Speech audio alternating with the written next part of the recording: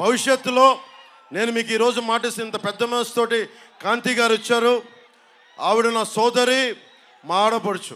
నేను మిమ్మల్ని ఎన్నికలకి వాడుకున్నాడు పవన్ కళ్యాణ్ జనసేన అన్నది కాకుండా మీరు నన్ను మీ ఇంటికి తీసుకెళ్ళండి, మీతో పాటు అప్పుడు నేను మీ ఇంటికి వస్తాను. నేను మాటిస్తున్నాను, మిమ్మల్ని అందరి కుటుంబ సభ్యులతోటి మిమ్మల్ని తీసుకెళ్ళి అప్పుడు నేను జనసేనలో మిమ్మల్ని సంపూర్ణంగా ఆహ్వానిస్తాను.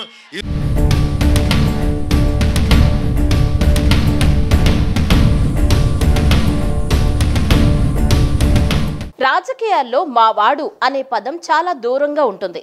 ఒకే ఇంట్లో అన్న, తమ్ముడు, అక్క, చెల్లెళ్ళు ఉన్నా మనిషికో పార్టీలో ఉన్న సంఘటనలు ఎన్నో చూసాం. ఇలాంటి సంఘటన మొన్నటి ఎన్నికల్లో మనం చూసాం. రాజకీయంగా ఎంతో ప్రాధాన్యత ఉన్న కుటుంబంలో ఇటువంటి సంఘటన జరగటం చర్చనీయాంశమైంది.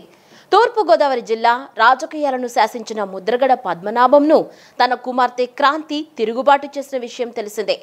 ఇందుకు కారణం జనసేన నేత పవన్ కళ్యాణ్ను ముద్రగడ వ్యతిరేకించడమే. చివరకు పవన్ కు క్రాంతి జైకొట్టిన విషయం తెలిసిందే. మా నాన్నగారిని కేవలం పవన్ కళ్యాణ్ గారిని తిట్టడం కోసమే జగన్మోహన్ రెడ్డి గారు వాడుతున్నారు. ఈ ఎన్నికల తర్వాత ఆయనను ఎటు కాకుండా వదిలేయడం పక్కా. ఈ విషయంలో నేను మా నాన్నగారిని పూర్తిగా వ్యతిరేకిస్తున్నాను. నేను పవన్ కళ్యాణ్ గారి గెలుపు కోసం నా వంతు కృషి నేను చేస్తాను.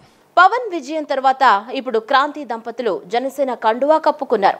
క్రాంతికి పవన్ పార్టీలో ఏ పదవి ఇస్తారో చూడాలి. ఇప్పుడే క్రాంతి పార్టీలో ఎందుకు చేరి ఉంటుంది అన్న దానిపై చర్చ జరుగుతోంది. తండ్రి ముద్రగడ పద్మనాభంపై తిరుగుబాటు చేసి జనసేన అధ్యక్షులు పవన్ కళ్యాణ్ కు జైకొట్టిన క్రాంతి దంపతులు శనివారం జనసేన పార్టీలో చేరారు. జనసేన అధ్యక్షులు ఏపీ ఉప ముఖ్యమంత్రి పవన్ కళ్యాణ్ జనసేన కండువా కప్పి తన పార్టీలోకి ఆహ్వానించారు.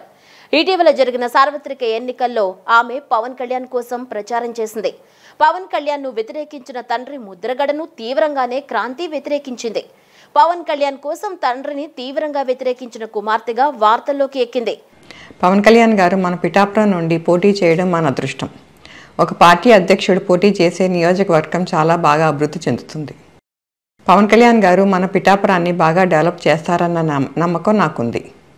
పవన్ కళ్యాణ్ గారు గత 10 ఏళ్లుగా పార్టీని తన సొంత డబ్బుతో నడుపుతూ ఎంతోమంది రైతులకు అండగా ఉన్నారు. ఎటువంటి అధికారం లేకపోయినా ఎన్నో సమస్యలకు ఆయన స్పందించిన తీరు చాలా బాగుంది. అలాంటి నాయకులకి అధికారం వస్తే అసెంబ్లీలోకి అడుగు పెడితే ఎలా ఉంటుందో ఊహించుకోండి. పాజిటివ్ పాలిటిక్స్ చేసి పవన్ కళ్యాణ్ గారిని మనమందరం బాగా అండగా నిలబడి భారీ మెజారిటీతో గెలిపించి అసెంబ్లీకి పంపుదాం. అందుకు నా వంతు కృషి నేను బలంగా చేస్తాను. కుమార్తె తీరును కూడా తండ్రి ముద్రగడ తప్పుబట్టారు. నా ప్రాపర్టీ కానీ నా కూతురు డయాస్ మీద పరిచయం చేశారట. ముద్రగడ పద్మనాభం కూతురు అని చెప్పి ఎందుకు చెప్పుకోవాలా?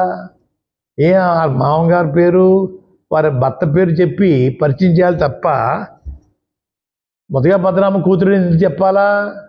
ఇప్పుడు ముద్రగడ పద్మనాభం కూతురు కాదే, ముద్రగడ పద్మనాభం ఇంటి పేరు లేదే అమ్మాయికి. సిగ్గు లేదా పవన్ కళ్యాణ్ గారు? మా పేరు మీ డయాస్ను ఉపయోగిస్తావా? ముద్రగడ పద్మనాభంను గతంలో అందరి నాయకుడిగా ప్రజలు భావించినప్పటికీ గత ఎన్నికల్లో కేవలం కాపు కులం నాయకుడిగానే భావించారు. ఎన్డీఏ కూటమి ప్రభుత్వం అధికారంలోకి వచ్చి 4 నెలలైనా ఇప్పటి వరకు క్రాంతి ఎందుకు జనసేన పార్టీలో చేరలేదు, ఇప్పుడే ఎందుకు చేరింది అనే చర్చ కూడా తెరపైకొచ్చింది.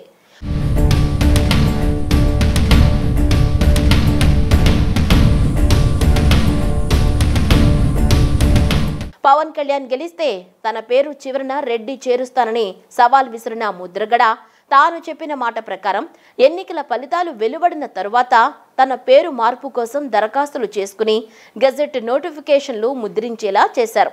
ఆయన పేరు ఇప్పుడు ముద్రగడ పద్మనాభరెడ్డిగా మారిపోయింది.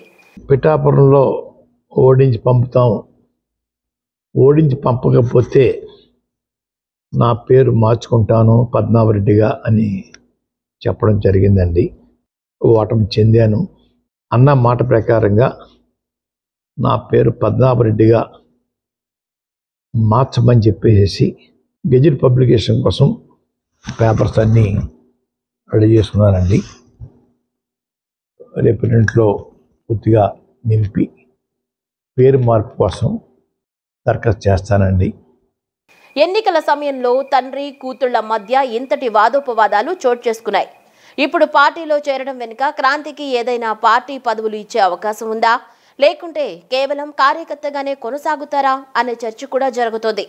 తండ్రిని ఎదిరించిన కుమార్తెగా జనసేన పార్టీలో ఏదైనా పదవి తీసుకోగలిగితే ఆమె తీసుకునే నిర్ణయానికి సార్థకత ఉంటుందని, లేకుంటే తండ్రిని ఎదిరించిన కూతురుగా తప్ప ఏ సార్థకత ఉండదని చర్చ జరుగుతోంది.